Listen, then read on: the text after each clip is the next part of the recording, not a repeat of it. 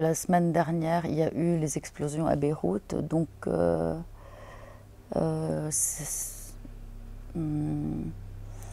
je ne vais pas en parler parce que c'est très dur d'en parler, mais on va voir donc un film qui s'est déroulé avant, parce que il y a un avant et il y a un après. Il y a quelques années, il y a 3 ans ou 2 ans et demi, je ne me rappelle plus, j'ai eu l'envie de parler de ces femmes voilées qu'on voit de plus en plus à Beyrouth. Et leur nombre est en croissement régulier. Donc à chaque fois que je reviens à Beyrouth, je vois qu'il y a plus de femmes voilées que le voyage précédent. Donc c'est pas un phénomène, mais ça m'a un peu intriguée. J'avais envie de les connaître un peu plus.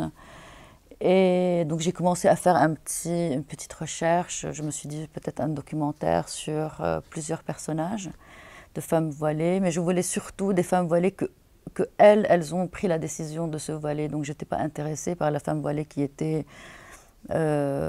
obligée de se voiler, jusqu'au jour où je rencontre par hasard dans la rue, dans la banlieue sud de Beyrouth, Zainab, en sortant d'un restaurant. Et donc je tombe sur cette fille en scooter, sachant que c'est pas très commun de voir une femme en scooter au Liban, et encore moi, j'ai jamais vu une femme en scooter voilée, et dans la banlieue sud de Beyrouth. Donc ça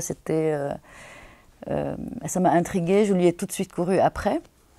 Et donc elle, au début, donc on s'est parlé, ça a pris du temps pour la convaincre, pour lui expliquer ce qui m'intéresse. Mais au début, je ne savais pas que, comme mon projet c'était de faire avec 5 femmes différentes, au moment où j'ai rencontré Zainab, je l'ai vue une première fois, une deuxième fois, elle a balayé toutes les autres femmes que j'avais en tête. Et donc je me suis dit, je vais me concentrer sur ce personnage-là parce que c'est Zainab. Et Zainab est différente des autres. Elle a une liberté, elle est très paradoxale, très en contradiction avec elle-même. Et ce qui est très très intéressant aussi, c'est qu'elle travaille dans une association qui donne des microcrédits dans la banlieue sud de Beyrouth, donc pour des familles précaires.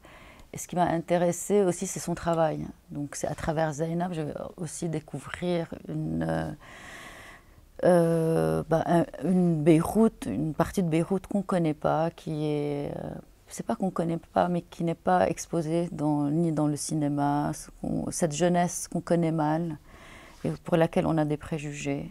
Donc